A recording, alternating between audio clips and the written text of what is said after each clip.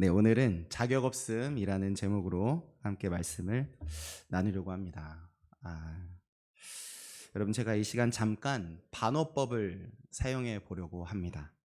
아시는 것처럼 반어법은 말을 뒤집어서 하는 겁니다.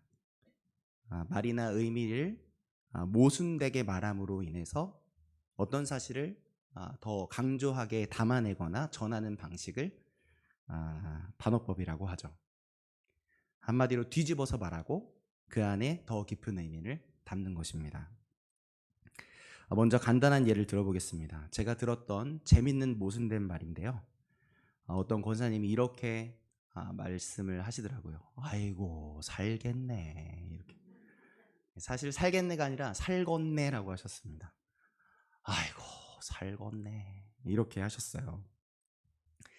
말은, 여기서 사용한 단어는 분명히 살 수 있다는 긍정적인 의미겠지만, 그 말투를 들어보면 사실 살겠네가 아니라 이렇게 말하는 게 맞겠죠. 아이고 못 살겠네가 맞는 것 같은 느낌적인 느낌, 뭔지 아시죠?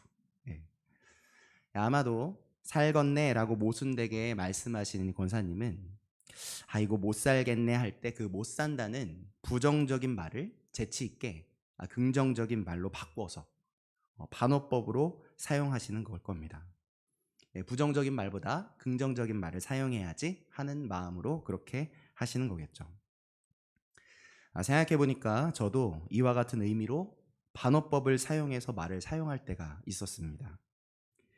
저번에 오셨던 강사님도 말이 중요하다 하시면서 꺼내신 말씀이 있었죠. 내 귀에 들린 대로 너희에게 행하겠다고 하신 그 하나님의 말씀을, 그 무시무시한 말씀을 저도 듣고 한 중학교쯤 들었는데, 그 말씀을 접하고는 저도 이제 욕을 쓰면 안 되겠다. 그 욕을 할 때 하나님이 저에게 너 그렇게 욕했어?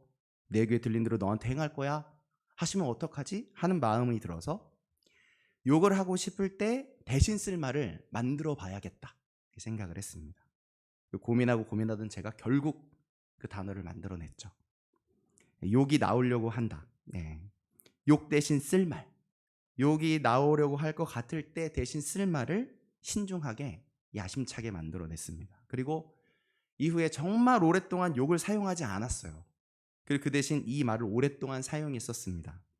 그 야심차게 만든 말을 제가 공개해드리겠습니다. 욕이 나오려고 한다?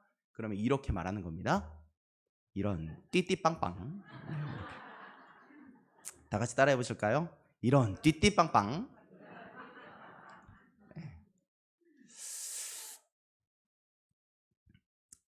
안 웃기세요? 띠띠빵빵. 굉장히 웃긴 건데. 띠띠빵빵은 단어 자체가 좀 웃겨서 화났던 마음이 수그러든 효과까지 있었습니다. 여러분도 여러분만의 반어법의 단어를 한번 만들어 보시길 바랍니다. 이 띠띠빵빵의 뒷이야기를 말씀드리자면, 나중에 저는 이 띠띠빵빵을 사용하지 않게 됐습니다. 왜냐하면 이 띠띠빵빵이 점점 변질되는 거예요. 띠띠빵빵에 감정이 자꾸 실리는 겁니다. 그래서 얌전한 목소리로 이런 띠띠빵빵이라고 해야 되는데, 점점 감정이 실려서 욕할 때처럼 심각한 표정으로 심각한 목소리로 하는 거예요. 저런 목소리, 이런 띠띠빵빵 이렇게 하게 되는 거예요. 단어는 분명히 웃긴 띠띠빵빵인데 제 표정과 마음은 이미 욕을 하고 있는 거죠. 결국 이 띠띠빵빵을 그만두게 됐습니다. 띠띠빵빵 얘기가 너무 길었습니다. 지금 저희들이 뭐에 대해 얘기를 하자고 하고 있었죠? 반어법, 반어법에 대해 얘기하고 있었습니다. 말씀 끝나면 또 띠띠빵빵만 기억하시고 그러시면 안 됩니다. 중요한 건 반어법입니다. 자, 다시 이제 말씀드린 대로 반어법을 이용해서 반대로 말씀을 드려보려고 합니다. 뒤집어서 말하는 그 속에 뜻을 담으려는 것이니까 반어법보다는 역설이라고 하는 게 더 맞을지도 모르겠습니다. 아무튼 중요한 뜻을 담기 위해서 제가 이제 역설로 반어법으로 뒤집어서 말씀을 드려볼 테니까, 이거는 지금 반어법이다, 이거는 지금 역설이다 하고 생각하시면서 들어보세요. 제가 말하는 걸 혹시 듣고 계시다가 반어법이라는 걸 잊고 맞다고 생각이 드셔서 나도 모르게 아멘 하시면 제가 좀 난감해질 수 있습니다. 미리 설명을 드릴게요. 반어법입니다. 제가 다시 지금부터 말씀드리는 것은 반어법이고 역설이라는 걸 기억해 주세요. 자, 이제 역설로 말씀을 드리기 시작해 보겠습니다. 솔직히 우리는 열심히 하나님을 따랐습니다. 우리는 늘 성경 말씀의 규칙에 아주 정정당당하게 살았습니다. 다른 사람에게 크게 피해를 끼쳐본 적도 없고 일부러 악의적으로 누구를 속인 적도 전혀 없죠. 심지어 선의의 거짓말도 하지 않았습니다. 선이든 아니든 거짓말은 나쁜 거잖아요. 야릇한 생각이 떠오르라고 하면 얼른 회개기도로 물리쳤고 몰래 술 한 모금 마실 적도 없고 담배에 불을 붙여본 적도 없습니다. 돈이 생기면 어떻게 하죠? 당연히 11조도 정확히 계산해서 하나님께 다 드렸죠. 이 놀기 딱 좋은 수요일 아침에도 예배하러 이 자리에 나온 거 보면 우리들이 어느 정도인지 아시겠죠? 이 더러운 이 세상 사람들과는 완전히 구별돼서 아주 깨끗하게, 아주 거룩하게, 아주 성결하게 살았습니다. 이 정도면 안도의 한숨을 쉬어도 되겠죠? 이 정도로 산 사람이라면 이제 하나님을 예배하러 교회 나올 때 정말 마음 편한 가벼운 발걸음으로 노래하며 기쁘게 교회로 나올 수 있겠죠? 이렇게 우리처럼 깨끗한 사람만, 저 어지럽고 더러운 세상 사람들과는 완전히 다른 우리와 같은 자격 있는 사람들이 많아져야만 비로소 하나님이 우리나라를 기뻐하시겠죠? 자, 그렇다면 우리 이렇게 기도하면 됩니다. 하나님, 제가 다른 사람들, 즉 사기꾼, 죄인, 간음하는 사람들과 같지 않고 이 세리와도 같지 않음을 감사드립니다. 저는 금식도 2번이나 하고 11조도 드렸습니다. 아멘. 자, 역설은 여기까지입니다. 감사합니다. 네, 역설이었습니다. 반어법이었습니다. 네, 아멘 하신 분 없으셨죠? 네, 감사합니다. 조마조마했습니다. 아마 중간에 아멘이라고 했으면 제가 속으로 띠띠빵빵 했을지도 모르겠어요. 네. 자, 역설로 생각해 보시니 어떠신가요? 혹시 전곡을 찔린 것 같은 마음이 있으십니까? 오늘 본문에서 당시 예수님의 말씀을 듣던 사람들은 전곡을 제대로 찔렸을 것입니다. 내가 사기꾼, 죄인, 간음하는 사람들과 같지 않고 이 세리와도 같지 않음을 감사드립니다. 저는 금식도 2번이나 하고 11조도 드립니다. 라고 기도하고 있는 이 바리새인들을 예수님이 꾸중하시는데 마태복음에서는 여기에 쓸 수 없을 정도로 정말 심하다 생각이 들기까지 예수님은 그들에게 저주의 말을 퍼부으시죠. 사실 바리새인들은 그저 하나님이 명령하신 것을 열심히 지켜내고 있었기 때문에 그게 스스로 자랑스러워서 그걸 잘 지키니 누구보다 자격이 있게 느껴져서 그렇게 기도한 것뿐인데 말이죠. 예수님은 오늘 말씀을 통해서 우리가 이제 다른 시선을 가져야 한다고 계속해서 우리의 옆구리를 쿡쿡 쿡쿡 찌르고 계신 것 같습니다. 우리의 좁은 시선에서 예수님의 넓은 시선으로 바꾸라고 우리의 옆구리를 쿡쿡. 하나님의 사랑을 부으시는 자리는 자격 찾기가 아니라는 것을, 하나님 사랑은 그럴 만한 자격을 만들어낸 자만 받는 거라고 생각하는 당연하고 상식적인 이치 안에 하나님의 사랑이 담기지 않는다는 것을 깨닫게 해주시려고 우리들의 옆구리를 쿡쿡.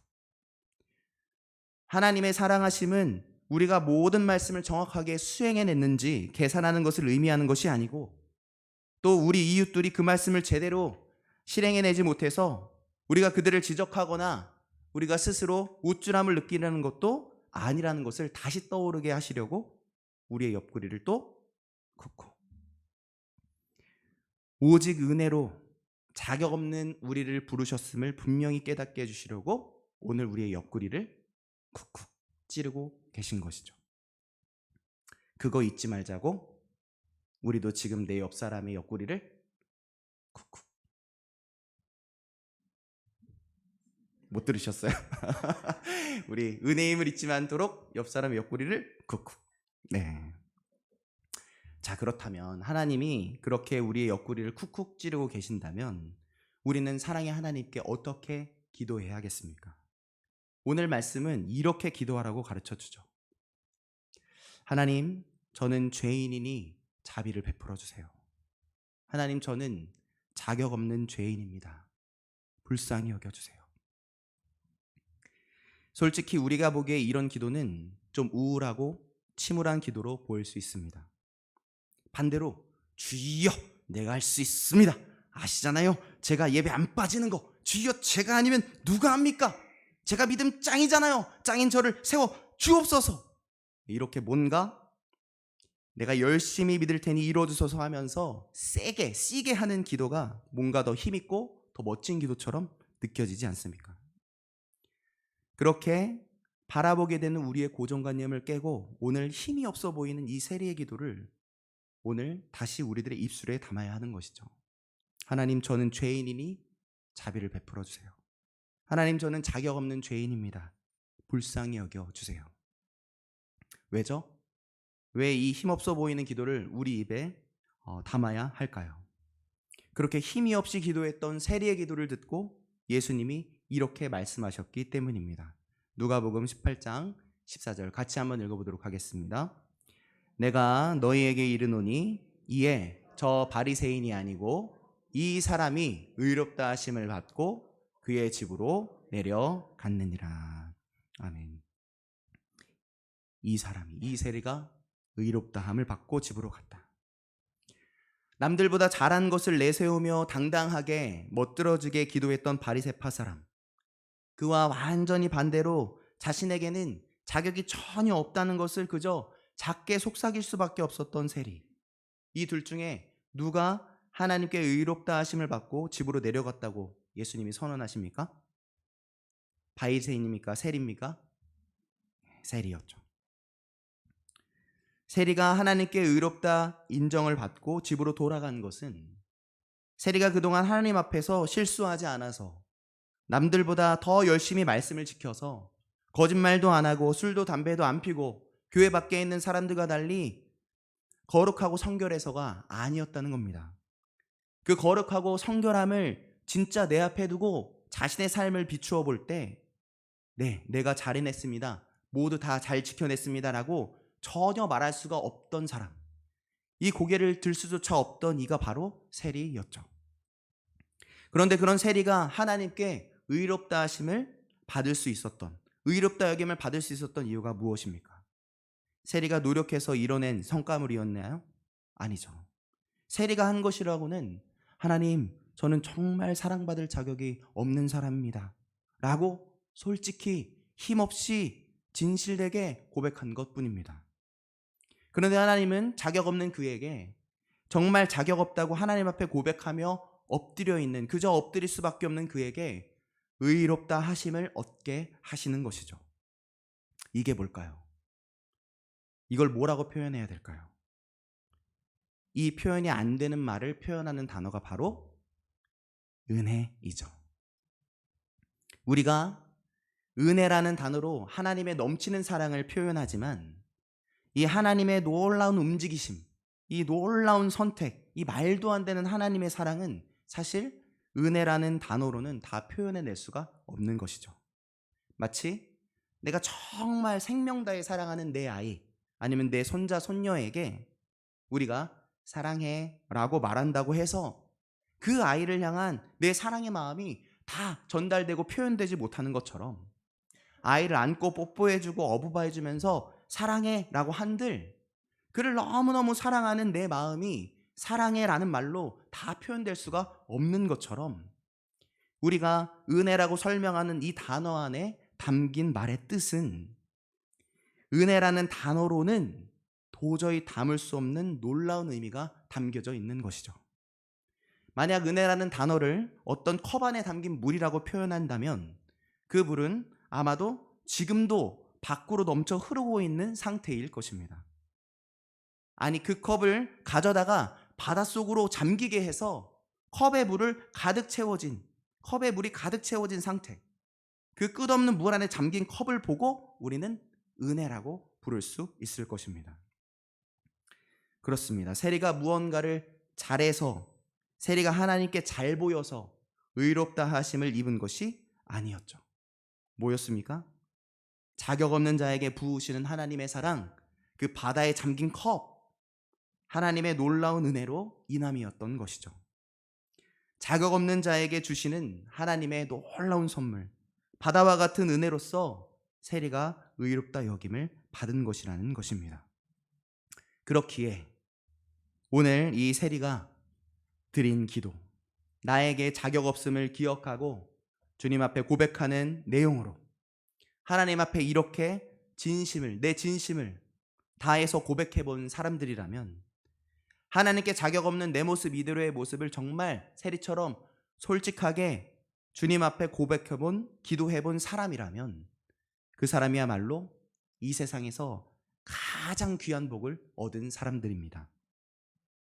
왜냐하면 세리와 같은 정말 자격 없다고 스스로 고백할 수밖에 없는 그 순간에도, 그때도 사랑의 하나님께로, 그때도 자격 없는 자를 끌어안으신 참 사랑의 하나님의 품으로 다시 안길 수 있는 사람이라는 것을 내가 아는 사람이기 때문이죠. 그러므로 오늘 우리가 이 읽은 말씀을 그저 우리들의 마음을 찌르는 말씀으로만 여기지 않고, 자격 없는 우리를 사랑하시는 하나님, 자격 없는 나를 위해 십자가 지신 예수님, 자격 없는 나를 위해 다시 부활하사 우리에게 성령으로 다가오신 그 예수님의 사랑의 마음을 발견하는 은혜의 말씀으로, 정말 바다와 같은 말씀으로 받게 되시길 예수님의 이름으로 축복합니다. 이 세리가 경험한 놀라운 경험, 자격 없는 나의 손을 잡아주신 은혜의 경험, 그 경험 다 있으시죠? 아마 그 경험이 없으시면 이 수요예배 자리에 앉아 계실 수 없을 겁니다. 제 삶에도 그 경험이 있었죠. 어떤 한 분의 통로가 되셔서 그 은혜를 제가 경험하게 됐습니다. 저는 어렸을 때부터 늘 교회에서 살았습니다. 아시죠? 모태신앙. 너무 못하는 모태신앙이었습니다. 제가 다니던 교회는 또 저희 집 바로 코앞에 있었어요. 그래서 교회가 저한테는 저희 집 안방이고 놀이터였고 저에게 캠핑장이었습니다. 아마 그때 당시 제가 조금 더 늙어 보였다면 저보고 이 교회 사찰님이시냐고 아마 물어보셨을 수도 있을 것 같아요. 정말 교회에서 살다시피 했죠. 그뿐만 아니라 저희 집 신앙 내력도 교회와 엄청 가까웠는데, 저는 본 적이 없지만 저희 어머니가 중학교 때 돌아가신 외할아버지가 정말 시골에서 열심을 다하신 목사님이셨고, 또 그 외할아버지의 열정을 그대로 이어받으신 저희 어머니가 날마다 제 곁에 계셨던 겁니다. 거기다 저희 집 코앞에 있었던, 제가 살다시피 했던 그 교회에 교육부 전도사님으로 오신 분이 누구였을까요? 저희 어머니셨어요. 네. 다른 친구들은 전도사님 그러고 뛰어가는데 저는 엄마 그러고 뛰어갔죠. 교회에서 살았고 교회에 교육 전도사님이 함께 살고 있었으니 저에겐 신앙의 이 네이버 초록색 창이 늘 제 평생 곁에 있었던 겁니다. 그래서 성경에 대해서 궁금한 거 어머니 초록색 창에 물어보는 거예요. 교회 생활에 대해서 궁금한 거 신앙의 네이버이신 어머니께 물어봅니다. 그러면 답이 축축 습득이 되는 거죠. 그래서 전 교회에서 어떻게 행동해야 사람들에게 사랑받을 수 있는지 누구보다도 잘 알고 있었던 거예요. 능글거리는 눈치만 느는 거죠. 그렇게 자라다가 자연스럽게 전도사가 됐고 목사가 됐습니다. 그렇게 자라난 저는 스스로 정말 잘하고 있다고 생각했어요. 그냥 많은 성도님들이 교회 안에서 취해야 할 그런 모습들과 예절들을 저 몸이 그냥 알고 있었기 때문에 그 모습을 보면서 저를 당연히 칭찬해 주셨고, 그러니 하나님도 저를 칭찬해 주실 것 같았어요. 그러니 제가 최선을 다하면 다른 사람도 행복하고 저도 행복하고 하나님도 행복할 줄 알았죠.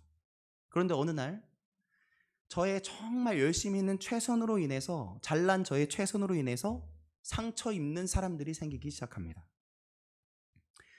지는 게 이기는 거라고 하잖아요. 먼저 사과하는 사람이 예수님 닮은 사람 아니겠습니까? 그래서 저는 문제가 터졌을 때 제가 먼저 얼른 사과하면, 제가 참고 먼저 사과하면 문제가 다 해결될 거라고 생각했어요. 그런데 오히려 깊은 고민 없이 너무 빠른 사과로 인해서 오히려 그 관계가 정말 다시 회복될 수 없이 깨져버린 심각한 일도 겪었습니다. 또 누군가가 어떤 문제에 대해 고민하고 있을 때 최선을 다하는 제가 얼른 다가가서 성경적인 해결책을 제시해주면 그 문제가 잘 해결되어야 될 줄 알았는데, 오히려 저의 그 최선의 조언으로 인해서 문제가 오히려 더 커져버린 상황을 맞이하기도 했습니다.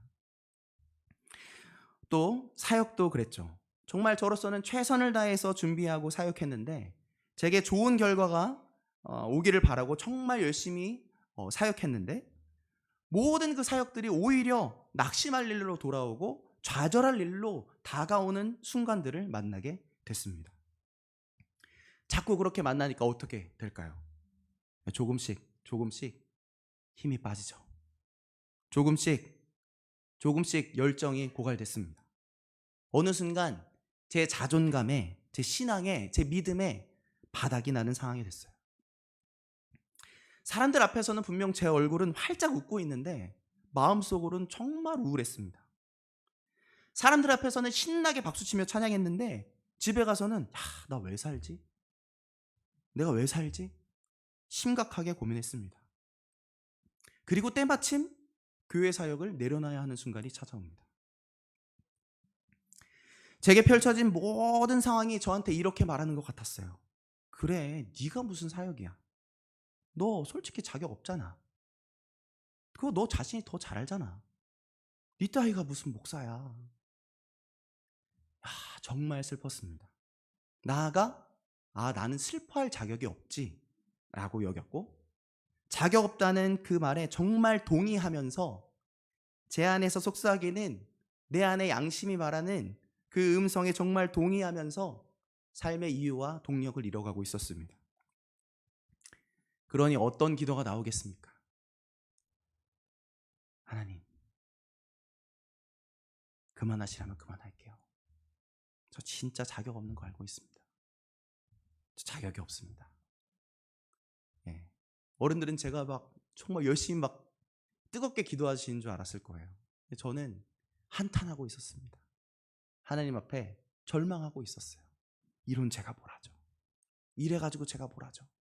계속 그렇게 기도하고 있었습니다. 그런데 그때 어떤 목사님께 전화가 오는 거죠. 이 목사님은 저의 문제와 저의 부족함을 정말 잘 알고 계신 목사님이셨습니다. 그런데 이 목사님이 저와 같이 사역을 하고 싶다고 제게 전화를 하신 거예요. 말씀드린 대로 제가 정말 바닥에 있었기 때문에 같이 사역하자고 통화하셨을 때 제가 이렇게 말씀드렸습니다. 목사님, 불러주셔서 정말 감사합니다. 근데 정말 저 너무 어려울 것 같습니다. 너무 걱정됩니다. 이런 저의 부족함으로 인해서 제가 만나게 될 친구들이 힘들어질까 봐, 더 좋은 사람이 와야 되는데 나 같은 못난 사람이 와서 실망스럽게 되진 않을까, 아이들이 힘들어하진 않을까, 그리고 목사님의 사역에 도움이 돼야 될 텐데 도움이 되지 못하고 피해만 드리는 게 아닐까 하는 그런 생각이 듭니다. 그래서 마음이 어렵고 정말 부담이 됩니다. 걱정됩니다. 이런 힘없는 고백을 한 번이 아니라 두 번을 말씀드렸어요. 제 이야기를 들은 이 목사님이 뭐라고 하셨을까요? 그랬구나. 너가 그렇게 자격이 없는 사람인 줄 몰랐다. 그런 자존감으로는 내가 봐도 넌 사역이 어렵겠어.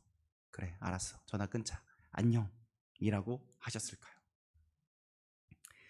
제 그 고백을 들으신 목사님은 수학의 너머로 저에게 이렇게 말씀하셨습니다. 김 목사, 따라해봐. 나는 잘할 수 있다. 나는 주님이 부르셨다. 잘할 수 있어. 김 목사, 같이 사역해보자. 따라해보라고 하시는 거예요. 나는 잘할 수 있다. 따라해봐. 나는 주님이 부르셨다. 따라해봐. 전화할 때는 심각한 상현인데 손이 막 이렇게 오그라들더라고요. 이거를 따라 해야 되나? 아우. 네. 그렇게 나도 할 수 있다고, 그런 나도 주님이 부르셨다고, 잘할 수 있다고, 같이 사역하자고 말씀하시는 이 목사님의 오글거리는 말 속에서 제 손은 오그라들었지만 저는 하나님의 은혜의 목소리를 들을 수 있었던 거죠. 이후에 어떻게 됐겠습니까? 다시 일어날 수밖에요. 은혜라는 그 단어 안에 하나님의 역사를 다 담아낼 수 없다는 것을 그때 더욱더 발견하게 되었습니다. 그렇게 새롭게 불러주신 곳에서 새롭게 사역을 시작할 수 있었고, 이런 자격 없는 나도 하나님이 사용해 주신다고 하시는구나, 이런 자격 없는 나도 하나님께 사랑받을 수 있구나 생각하면서, 또 사역하면서 야, 이렇게나 사랑받으며 사역할 수 있다니, 사역이 행복할 수 있는 거구나, 고백이 터져 나오는 놀라운 사역의 시간들을 보낼 수 있었습니다. 그 자격 없는 나를 부르시는 은혜의 순간 덕분에 사역을 계속해서 이어나갈 수 있었고, 지금 여기 또 이어주시는 그 은혜의 자리, 사역이 행복할 수 있음을 더욱 누리는 우리 만수교회에도 기쁨으로 와서 사역할 수 있게 되었죠. 할렐루야이십니까? 네, 제가 할렐루야죠. 주님을 찬양합니다. 네, 은혜입니다. 자, 오늘 말씀에서 예수님도 세리에게 그와 같이 말씀하시는 거죠. 말씀을 잘 지켜내는 바리새파 사람이 아니라 그 바리새파 사람들과 같지 못해서 스스로 자격이 전혀 없다고 느끼고 있는 세리에게, 자격이 없어서 고개도 들지 못하고 자격이 없다고 고백하며 눈물을 흘리는 이 세리에게 예수님이 이렇게 말씀해 주시는 겁니다. 저 바리새인이 아니고 여기 이 세리가 의롭다 하심을 받고 그의 집으로 내려갔느니라. 여러분, 은혜입니다. 자격이 없어 눈물 짓고 있는 우리를 여전히 사랑해 주시는 그분, 그 은혜를 부으시는 하나님이 바로 우리들의 하나님이십니다. 그러므로 이제 그렇게 은혜의 하나님께 사랑받으며 사는 우리들이 움직일 차례이죠. 오늘 이 자리에 모인 우리들은 하나님께 어떻게 기도하고 계십니까? 우리가 하나님께 드리고 있는 기도는 오늘 본문의 두 사람, 바리새인과 세리의 기도 중에 누구를 닮아 있는 기도입니까? 이제 우리가 하나님께 드리고 있는 기도를 돌아보고 우리 기도에 역설의 변화가 생겼으면 정말 좋겠습니다. 그래서 이젠 하나님께 솔직하게 우리가 사랑받을 자격이 없음을 마음껏 고백하며 나아갈 수 있었으면 좋겠습니다. 세리의 기도로 이렇게 기도하는 거죠. 우리 같이 한번 고백하는 마음으로 읽어보려고 하는데 너무 작죠? 제가 읽어드리겠습니다. 하나님, 제가 죄인입니다. 제게 은혜를 베풀어 주세요. 하나님, 제가 바로 세리와 같이 사랑받을 자격이 전혀 없는 사람입니다. 저를 불쌍히 여겨 주세요. 한 번 더 읽겠습니다. 하나님, 제가 죄인입니다. 제게 은혜를 베풀어 주세요. 하나님, 제가 바로 세리와 같이 사랑받을 자격이 전혀 없는 사람입니다. 저를 불쌍히 여겨 주세요. 자격이 있으니 더 사랑해달라고 기도하는 바리새인의 기도가 아니라, 자격이 없음을 고백할 때 의롭다 해주시는, 자격 없는 나를 여전히 사랑해 주시는 그 하나님을 경험하는 이 세리의 기도로 다시 나아가 보시길 바랍니다. 그렇게 우리를 사랑하신 하나님의 은혜를 다시 경험해 나아갈 때 우리는 고난의 길을 걸어가신 예수님의 발걸음 하나하나의 그 가치를, 자격이 없던 우리를 향한 하나님의 사랑의 광대함을 발견하게 될 것입니다. 또 이미 그 사랑, 그 은혜, 그 오글거리는 하나님의 사랑을 분명히 발견하신 분도 계시겠죠? 그러면 이제 여러분이 그 사랑의 통로가 되어주시길 바랍니다. 자격 없는 제게 용기를 불어넣어주고 또 손잡아 주셨던 그 목사님처럼 여러분 주위에 스스로 자격 없다 느끼며 눈물 짓고 절망하고 있는 이들의 손을 여러분께서 꽉 붙잡아 주시길 바랍니다. 그 여러분도 그분들에게 말씀해 주세요. 잘할 수 있으실 거예요. 힘내세요. 제가 손잡아 드릴게요. 함께 가요. 라고 말씀해 주시길 바랍니다. 여러분의 그 사랑이 쓰러져 있는 그 사람을 일으키게 하는 정말 놀라운 은혜의 통로가 될 것입니다. 자격 없음을 고백함으로 자격 없는 우리를 사랑하시는 하나님의 사랑을 다시 가득히 누리게 되시길, 그리고 그 사랑을 닮아서 그 사랑을 나누며 사는 복된 사람들, 이 땅에 정말 오글오글 사랑을 나눠주는 우리 만수교회 모두 다 되시길 예수님의 이름으로 축복합니다. 아멘. 시간 함께 찬양으로 나아갔으면 좋겠습니다. 오직 주